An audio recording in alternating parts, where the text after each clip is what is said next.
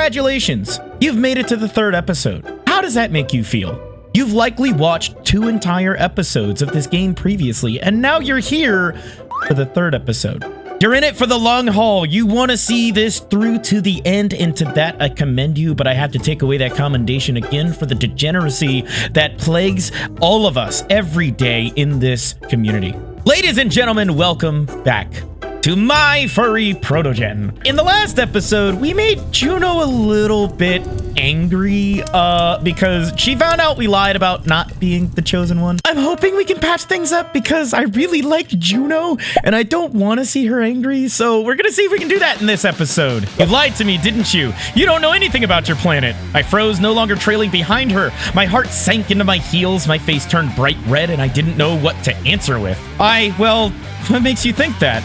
Because it's impossible not to know about freaking giant worms if you know the whole planet like the back of your hand. Juno turned to me, an angry expression on her helmet. I hesitated. What could I say? After all, she was right. I had no idea I was putting us both in danger. Raeal, tell me the truth. Yes, you're right. You're 100% right. I don't know much about nature, or even much about the planet as a whole. I've never left my village. Juno looked at me in surprise and then growled furiously. She kicked a large stone with her foot and it flew off in the other direction. Oh my god, the power of those legs, Juno, please. I know you're angry at me, but please, let me explain. Why did you lie to me? Should have said right away, am I your babysitter? I needed a guide, not a liability, and you don't know anything. I couldn't tell, otherwise you wouldn't have taken me. That's right, I wouldn't take you and wouldn't be responsible for your life. But I had to leave. What else was I supposed to do? You came out of nowhere and you said you were from another planet and I was confused. Don't lie to me, Raeal. You didn't get confused. You decided to play Traveler and took advantage of me, but I'm not your babysitter. I thought you were an experienced person. I thought you knew everything about your planet, but what did you turn out to be? A huge pile of stones around my neck. And if you died yesterday, what would I do? What would I say to you in your village? What's the difference? I'm alive. Not the way to go, dude. Just say you're sorry. Just explain yourself. Tell her you are the chosen one. Stop fighting. You are alive thanks to me. Juno stamped her foot in anger. She was breathing heavily and the face on her helmet turned bright red with unfiltered rage. Sorry, Juno. I'm sorry. I really am. I didn't mean to lie. Just what? Why did you end up by the river if you never left the village? Why did you ask to come with me? What do you want, Raeal? I bit my lip, sighing heavily. I sat down on a fallen log and dropped my head in my hands. He's finally gonna say it? Do you remember how I told you about the boy who became the chosen one? Allegedly, the mother of heaven chose him, and I remember, so what? So what does that have to do with it? This boy is me. I was 3 years old when the elders told me that I had a great destiny and my life was predetermined by the mother of heaven. Oh, there's that curiosity. I piqued her interest that she had a mission for me and that's why I was sent here. According to the prophecy, I was supposed to become the ruler of the Northern Valley in the future, become a savior and cope with some terrible threat. I never had a choice, you know? I was raised as a chosen one. I was treated as a chosen one and not as a simple person. Even my parents called me the chosen one and savior every day, not by name. Everything was forbidden to me. I ate according to a schedule. My day was scheduled by the minute. I wasn't allowed to read what I wanted, do what I wanted, or go where I wanted. I lived there as a pet, and so on my 20th birthday, I couldn't do it anymore. I spoke in front of the whole village. I had to prepare a speech for every birthday, and this time I expressed everything that boiled over. That there was no mother of heaven, that there is no destiny, and in general, I don't believe in all this. I said it in front of everyone, in front of the elders, in front of their parents. They almost shoved me to the healers. They would definitely lock me in the house and just wait for the threat to come, but it might never come. And I would spend my whole life within 4 walls like some kind of decoration, not a person. So I ran away.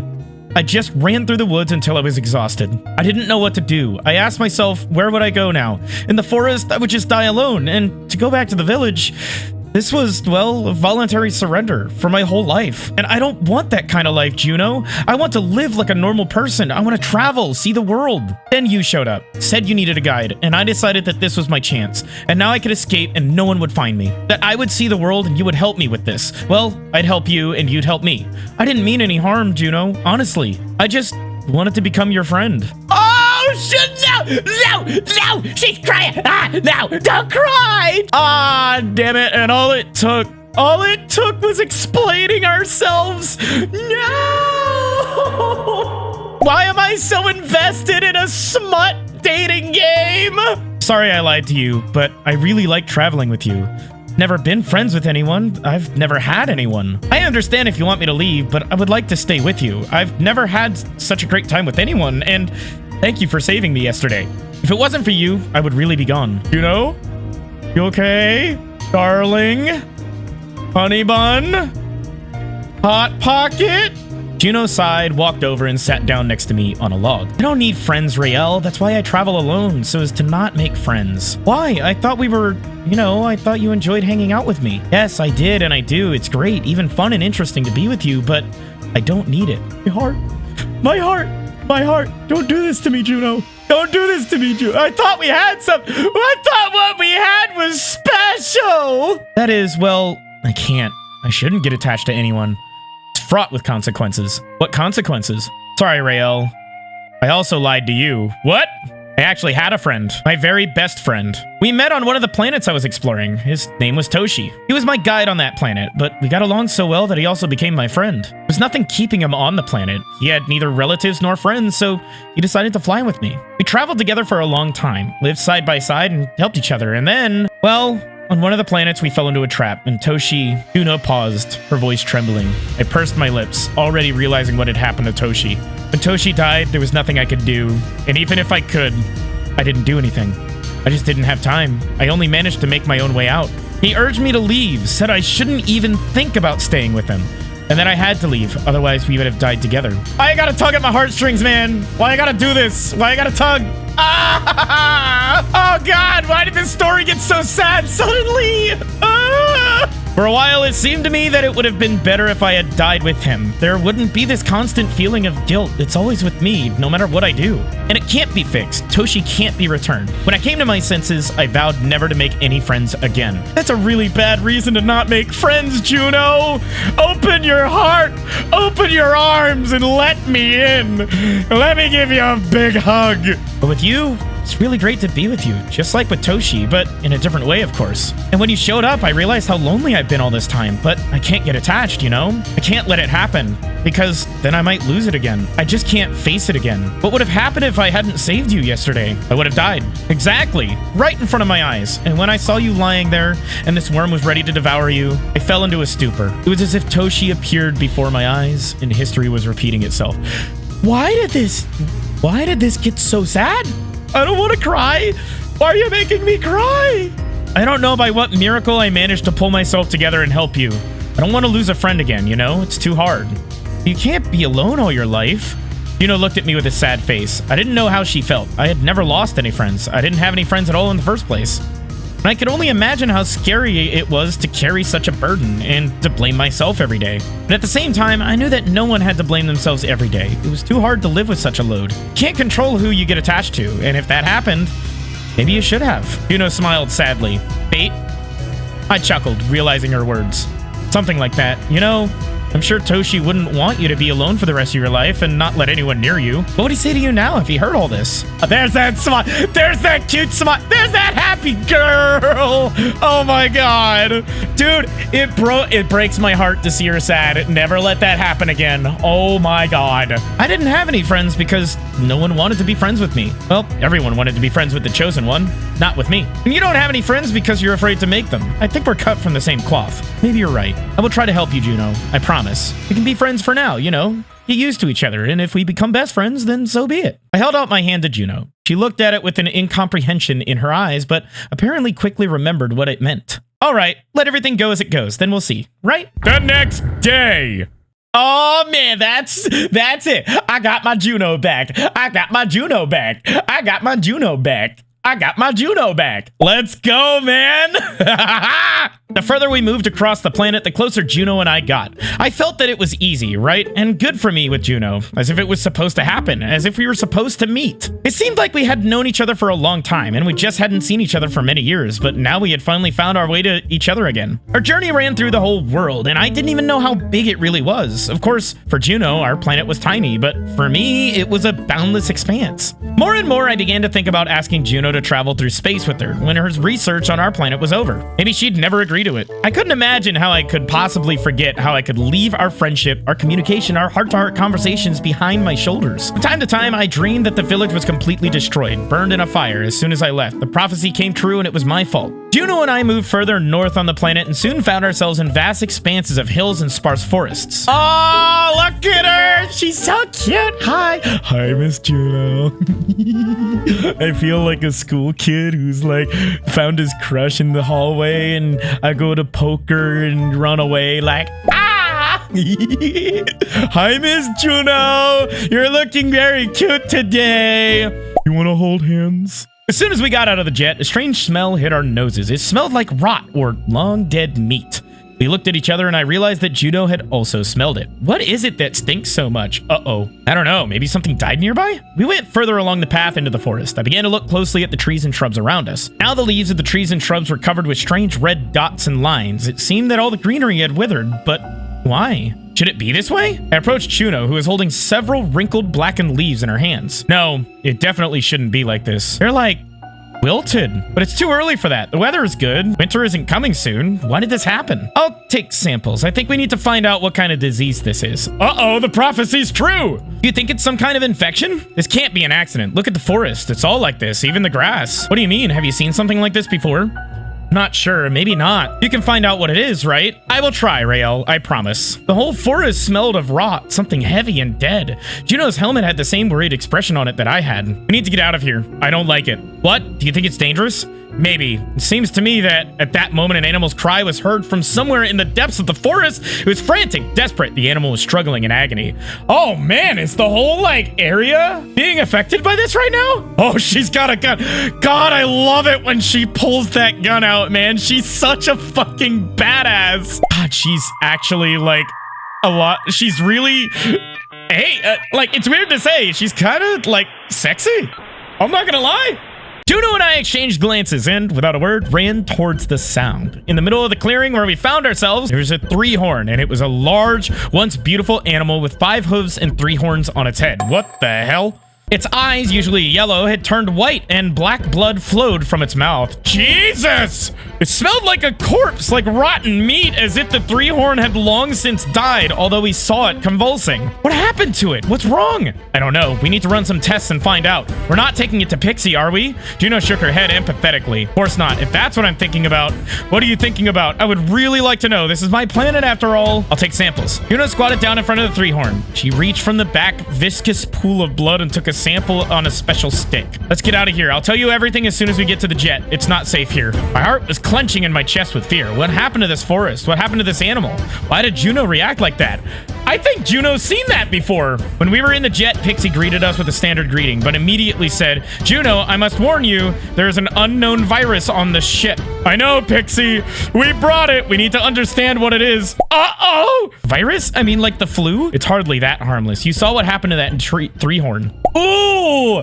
Wait! There's lore? There's like an actual in-depth story to what's going on here. So, a virus on the planet causing rot and decay, killing things off. Is it like an extinction level event kind of situation? Is it somebody that hates life and is trying to destroy life on inhabited planets? I followed Juno to her lab. You promised to tell me what it is. Raeal, you promised if this is some kind of disease, I want to know how dangerous it is for the planet and how it can be stopped. Listen, I don't really understand it myself. I think it's some kind of virus. And if I'm right, we need to inform your village urgently. If this virus is as serious as I think it is, it will spread all over the planet. Oh, this is giving me Subnautica vibes. Juno, don't tell me that. We need to find out if there's a chance to stop it, where it came from, and if there is a chance, it's possible there isn't one? Raeal, I'm not a magician. Yes, I'm a scientist, but this does not mean that I can do everything. It may not work out, and then we will need to figure out what to do. Promise that you will tell me everything when you find out something.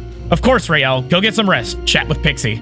Oh man, this is getting tense. I'm not gonna lie. I'm on the edge of my butt. This is pretty cool. This is pretty interesting. This is good. The plot thickens, just like Juno. For several hours, I restlessly roamed around the jet and tried to occupy myself with something, but to no avail. At some point, I fell into a chair and even managed to take a nap, but the restless surface didn't last long. Oh, Juno, stop crying, please. It's gonna be bad news, and I don't want to hear bad news right now. Juno came out of the lab, and from the look of her, I understood she didn't have any good news. Well, did you find out anything? Something. Pixie, keep an eye on the lab. Yes, Juno.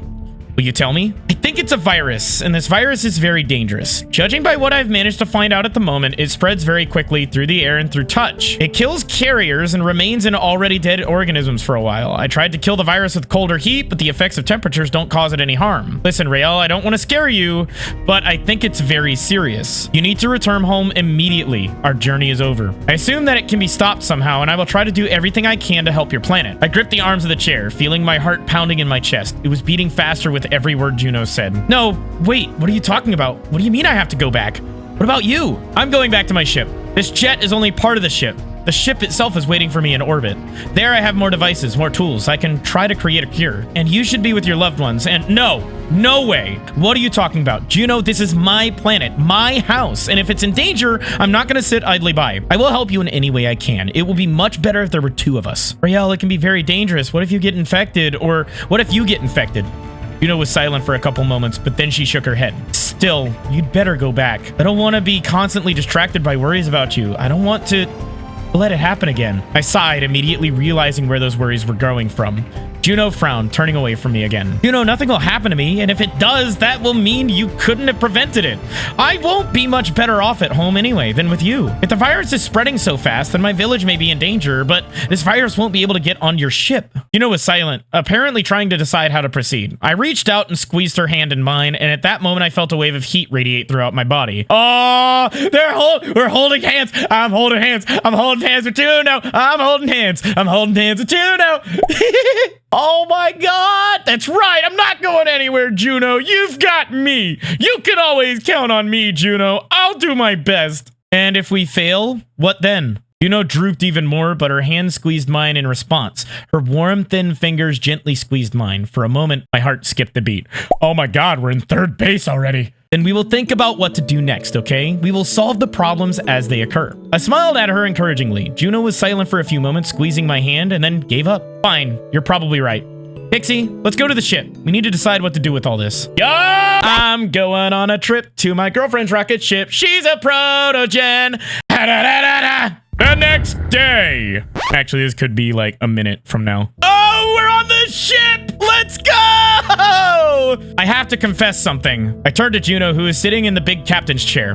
What? You see, I came to your planet for a reason. The last few years, I've been chasing some kind of anomaly. It was like it was moving through space. I don't know how, but it was jumping from planet to planet. Every time I arrived at those planets, there was no one and nothing left to help. Even the virus was already dead. My sensors detected that the anomaly was approaching your planet, but I was hoping that it would bypass you. However, as you can see, this didn't happen. Didn't you say that this disease might not be dangerous for humans? I was hoping for that. A virus can't be dangerous for all creatures, only for a small number of species. There were no humans or large animals on previous planets, and I'd hoped that the virus was killing only plants and small animals, but it turns out this isn't the case. But if the virus can't be dangerous for every species, why then? It can't kill everything unless it's artificially created. It's a bioengineered virus. Why? What's the point? Wait a second. Okay, I know that later on in this game, there's like hot protogen action going on, but you have this subplot of a virus? And it's actually kind of cool? I froze, frowning and barely digesting Juno's words. What do you mean? That someone created this virus and perhaps created it specifically for your galaxy, but I don't know who or why. What did we do? We're just a budding society. We're a growing society. We need our vegetables. We eat our Wheaties every morning. Why us? I don't know if I'm right. We need more samples, more materials. So this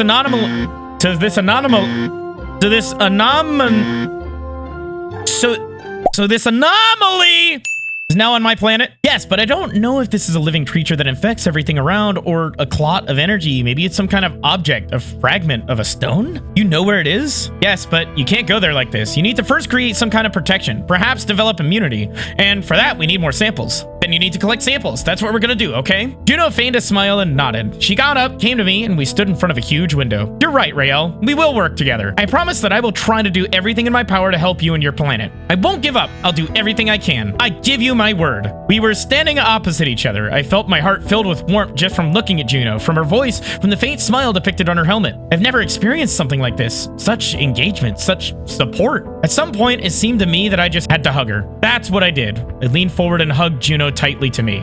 Oh, we get a hug! Yes! Yeah! My face is at the perfect height for this! She froze, not immediately realizing what was happening, and then hugged me back, folding her hands around my neck. We stood like this for several long minutes. Folding her hands around my neck, that means she is that tall. Oh shit! Let's go! The thought was sudden, bright as a shooting star, and I'd never wanted anything so much. My heart started beating faster, and I hugged Juno even tighter. I wish I could stand here with her forever, snuggled up to each other, and not think about anything, leaving all my problems in the past. Thank you, Juno. I whispered these words into her ear. Juno pulled me closer to her, burying her face in my shoulder, and at that moment I realized that I was completely, hopelessly in love with her. There it is! Let's go! I'm not crying, you're crying.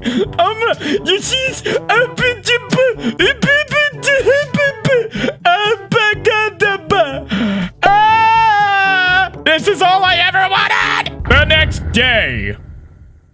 We were collecting samples. Juno had given me a huge, strange suit that was a little too big for me, and didn't let me out of the jet without it. Collecting samples wasn't easy. Most of the animals infected with the virus became extremely aggressive before death. It seemed that the virus was simply driving its carriers crazy. Standing over the corpses of the animals, I thought about how to stop it all. On the ship, I spent more and more time hanging around Juno in the lab, trying to learn something at least. The connection between Juno and I was getting stronger every day. I couldn't imagine an hour without her. We spent all our free time together chatting about all sorts of things, trying to distract ourselves from heavy thoughts. The longer it lasted, the more deeply I fell in love with Juno. Sometimes it seemed that this feeling was so strong, so huge, that it would soon run out of space and be cramped within my chest. That's right. I bet you forgot we were playing a dating simulator, didn't you? At some point, there's gonna be some Protogen ramming, if you know what I mean. Juno will get the ram. Mark my words. One evening, we were sitting opposite each other after a long, hard day. Why do you want to help our planet so much? What do you mean? Well, I'm just curious. I mean, our planet is probably just one of many for you. Why do you want to help us so badly? Juno was silent for a few moments. She was looking out of the huge windows in which the boundless dark of space was visible. Oh no, I just want to help. And I want to help you. You are a great human, Raeal, and I'm very glad that you've become my friend. Thank you, and I'm really glad I found you too. That we met. My heart was beating very fast in my chest. I suddenly thought now was the time to say. It was about time because there may not be a better moment. Oh, he's gonna do it! Oh, he's gonna do it! I'm gonna do it! I'm gonna do it! I'm gonna say it! I never thought I'd meet someone like you. That is, I didn't even hope, to be honest. Juno looked at me with a puzzled expression on her face. What are you talking about? Well, I mean that... Damn. Turns out it's not so easy to say it. Say what? What do you mean, Raeal? I shifted in my chair, gathering my thoughts. I couldn't turn back. I'd already started. Well, I've never felt this way, but I'm pretty sure that Miss Juno, I love you. Please crush my head with your thighs. I must have looked terribly awkward, red with embarrassment, with a nervous look that dashed around the room. A reddish blush was reflected on Juno's helmet. Oh, that's so cute. Raeal, are you sure? Yes, absolutely. I think I fell in love with you almost immediately. I just realized later. Never been in love with anyone. Damn, how difficult this is. I've never fallen in love with anyone, but I'm sure I'm in love with you. How can you be so sure if you've never been in love? I shrugged my shoulders. I don't know. I just felt that way. That's all. I can't help myself. I've always been so afraid to get attached, especially after Toshi, but now? I don't know why, but I feel it for you too, Raeal. I want to be near you. I want to help you. I don't know why it happened, but... She timidly fell silent, and I, feeling my heart flutter, whispered, Destiny, right? Ah, yes! Yes! Oh, it's happening. It's happening. I'm gonna... Yeah! I got the blah, blah. Ah! Yes! Juno laughed softly. Right. After that, everything happened by itself. What's with the music? What's with the music? Wait, what's with the music? Hey, I don't remember how close we got to each other, but Juno snuggled up to me and I to her. At that moment, every action we did felt so right that I didn't focus on the specifics of it. Just touching her, my intuition told me what to do. I caressed Juno, my body quickly filled with heat. Responding to every touch, I felt how tight my pants were getting. Oh, yeah! Okay, I don't think I can show this part. Wait a second. Oh my god. Oh my god. My face is so red right now. Oh my god. Juno. Oh my Juno. Oh my Juno. Oh my god. Ah! Oh my god, I can't read any of this. I'm so flustered right now. This is all I wanted. I really hope I'm not streaming this. Oh my god. I'm looking over at OBS like every 10 seconds, just like, is it streaming? Is it streaming? Is it streaming? Dude, I'm blushing so hard. I am fucking blushing so hard. A few moments later. Wait, has Pixie seen us all this time? Juno laughed out loud when she heard the undisguised shame in my voice. What just happened? Oh my god!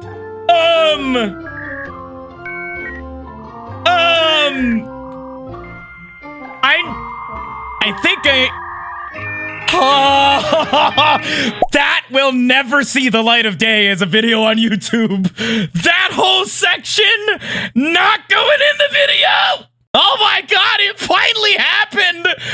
All right. Anyway, guys, thank you so much for watching this episode. I hope you enjoyed it. That was definitely an experience. Oh my god.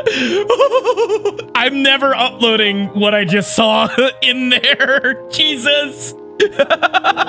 I'm so blushy. I'm sweating out of just being flustered and embarrassed. My cheeks hurt from smiling.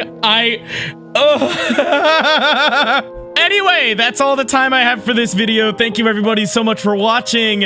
As always, I am Raeal the Protogen, and I will see you in the next video. Bye-bye, everybody! Wagga, wagga, wagga, wagga, wagga, wagga, wagga, wagga, wagga.